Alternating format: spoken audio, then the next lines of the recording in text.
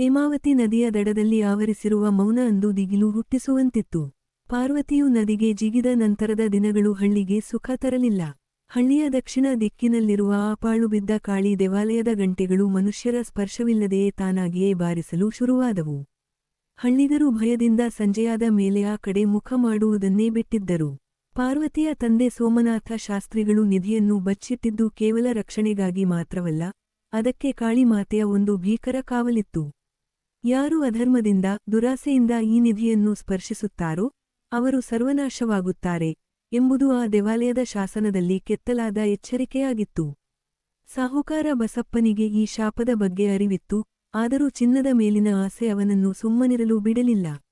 ಪಾರ್ವತಿಯು ನದಿಗೆ ಜಿಗಿದ ಆ ರಾತ್ರಿ ಶಂಕರನಿಗೆ ಏನಾಯಿತು ಎಂಬುದು ಯಾರಿಗೂ ತಿಳಿದಿರಲಿಲ್ಲ. ಜನರು ಅವನು ಊರು ಬಿಟ್ಟು ಓಡಿಹೋದ ಎಂದು ನಂಬಿದ್ದರು. ಆದರೆ ಸತ್ಯದ ದಾರಿ ಬೇರೆಯೇ ಇತ್ತು. ಬಸಪ್ಪನ ಆಳುಗಳು ಶಂಕರನನ್ನು ಕಾಡಿನ ಮಧ್ಯದ ಒಂದು ಹಳೆಯ ಬಾವಿಯ ಬಳಿ ಕಟ್ಟಿ ಹಾಕಿದ್ದರು. ಅವನ ಹತ್ತಿರವಿದ್ದ ಆ ಬೆಳ್ಳಿಯ ನಾಣ್ಯವೇ ಆ ರಹಸ್ಯ ನಕ್ಷೆಯ ಕೀಲಿಯಾಗಿತ್ತು.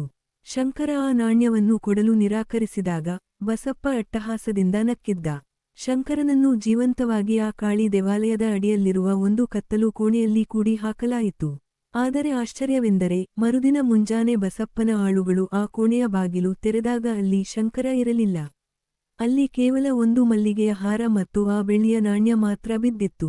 ಶಂಕರ ಮನುಷ್ಯ ರೂಪದಲ್ಲಿ ಅಲ್ಲಿಂದ ಮಾಯವಾಗಿದ್ದನೇ ಅಥವಾ ಅವನನ್ನು ಯಾವುದೋ ಅತೀಂದ್ರಿಯ ಶಕ್ತಿ ರಕ್ಷಿಸಿತ್ತೇ ಎಂಬುದು ಇಂದಿಗೂ ನಿಗೂಢ.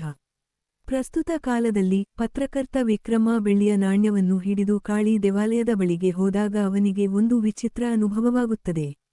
ದೇವಾಲಯದ ಗರ್ಭಗುಡಿಯ ಅಡಿಯಲ್ಲಿರುವ ಕಲ್ಲುಗಳು ತಾನಾಗಿಯೇ ಸರಿಯುತ್ತಿರುವಂತೆ ಭಾಸವಾಗುತ್ತದೆ. ಆ ನಾಣ್ಯವನ್ನು ಒಂದು ನಿರ್ದಿಷ್ಟ ಕಲ್ಲಿನ ಮೇಲೆ ಇಟ್ಟಾಗ ಭೂಮಿಯ ಒಳಗಿನಿಂದ ಒಂದು ಭಾರವಾದ ಬಾಗಿಲು ತೆರೆದುಕೊಳ್ಳುವ ಸದ್ದು ಕೇಳಿಸುತ್ತದೆ.